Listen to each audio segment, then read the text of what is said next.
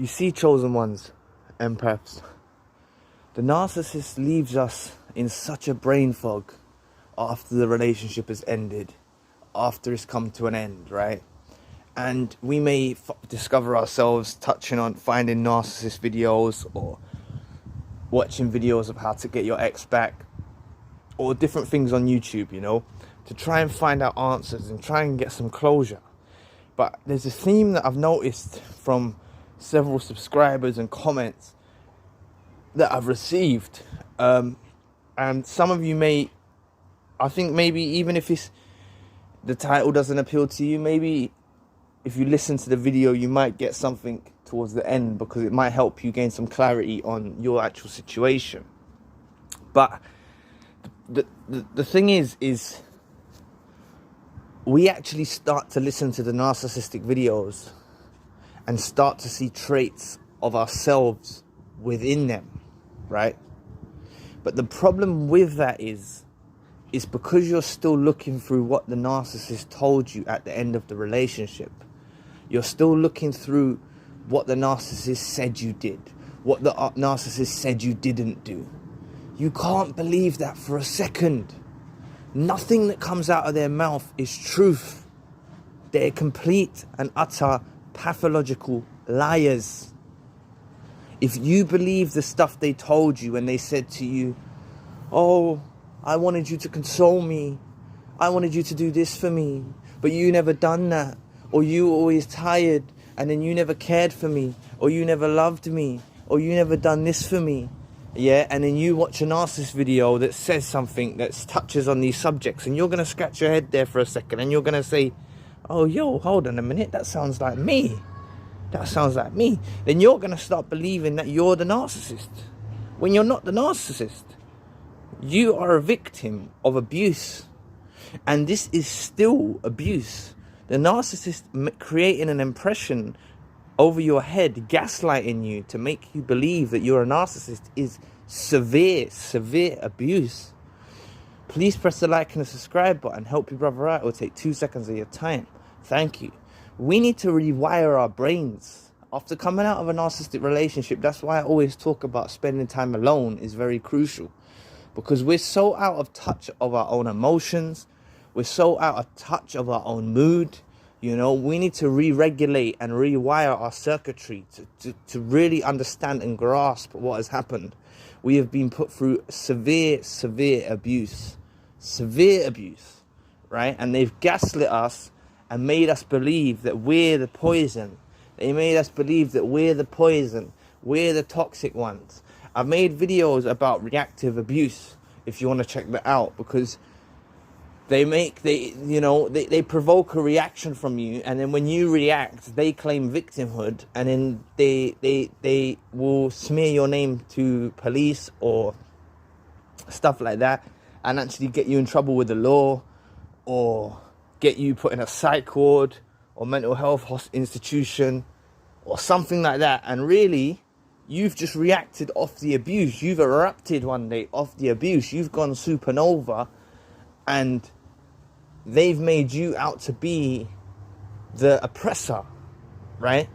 So I really want to clear this up, because I'm telling you, naturally, I'm not saying we're perfect. So when I say they're pathological liars, look, we've all told a lie in our lives. We're not perfect. We're not angels, but we're empaths.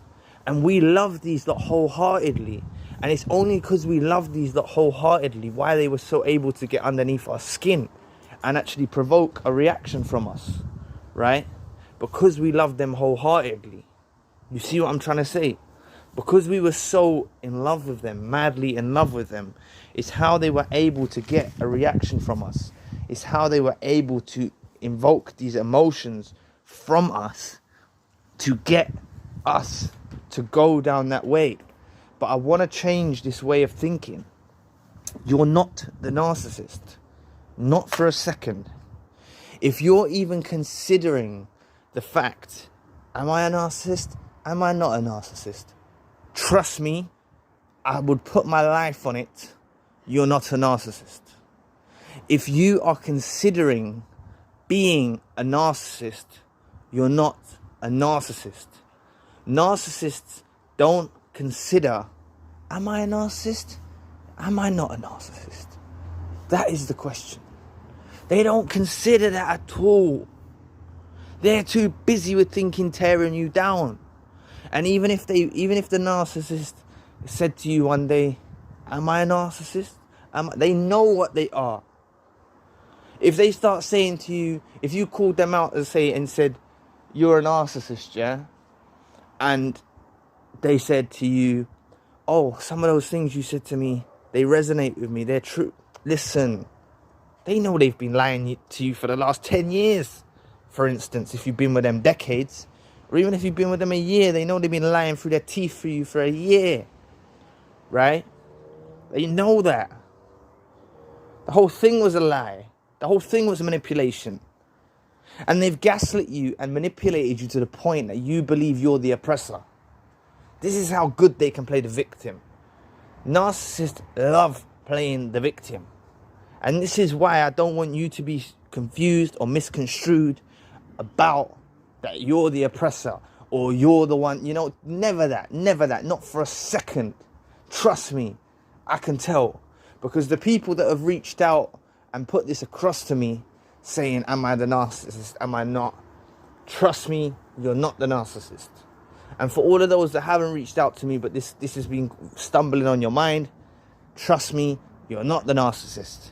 You were abused. You were put through a tumultuous time, right? You were put through severe abuse from all angles. Mentally, spiritually, in some cases physically.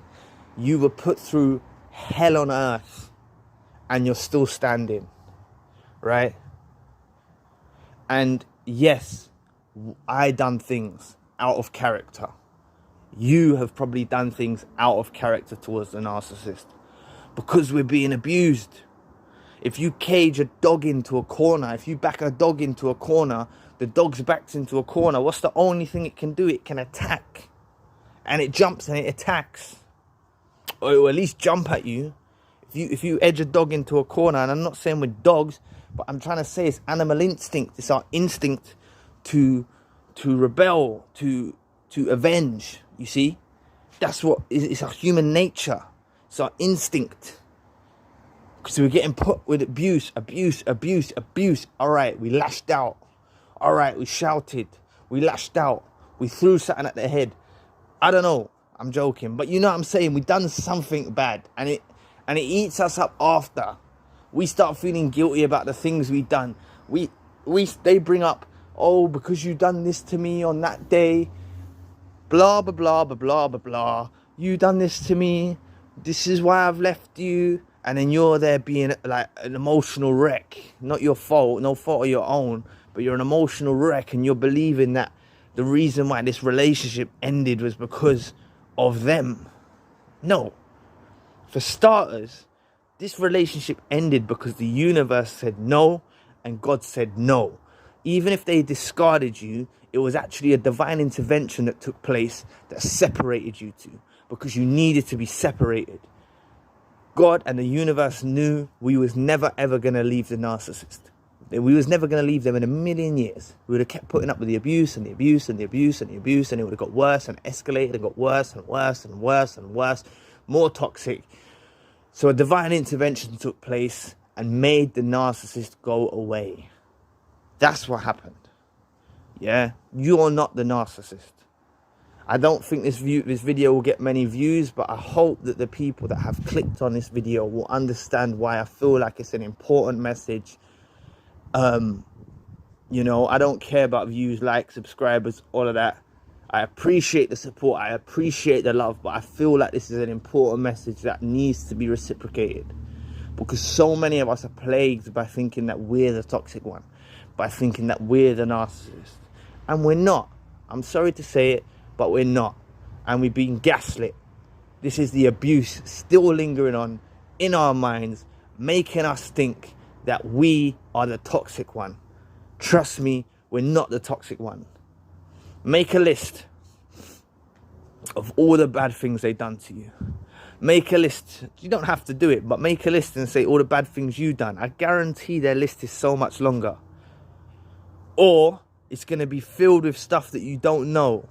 Like you're unsure of about things they've done. Did they cheat? Did they not cheat? Did they lie? Did they not lie? They're so good at covering their tracks, you know, but still write those things down. They lied because they didn't give you closure and make you understand that they didn't lie. They didn't give you closure and make you understand they didn't cheat. So I guarantee that list is going to be long. And I just want you to know to never let these lot back, because that's a little hole for them to crawl into, man. The tiniest hole. These lot are like rats. They will get in. I'm telling you, tiniest hole. They'll find a way, and you know what I mean. They'll find a way in. So we have to put the no contact in and the door slam in place to make sure these rats can't get back into our lives. Because if we give them one little inkling of letting them know that we feel guilty and sorry about the things we've done, they'll think they can have us any time of their lives. And we'll actually push them, you know, in a way. If they know they can get back into our lives, they'll leave us on the sidelines for a bit longer to stew and to reminisce and to ruminate about it. Once they know door slams in place, once they know no contacts in place, they can run in like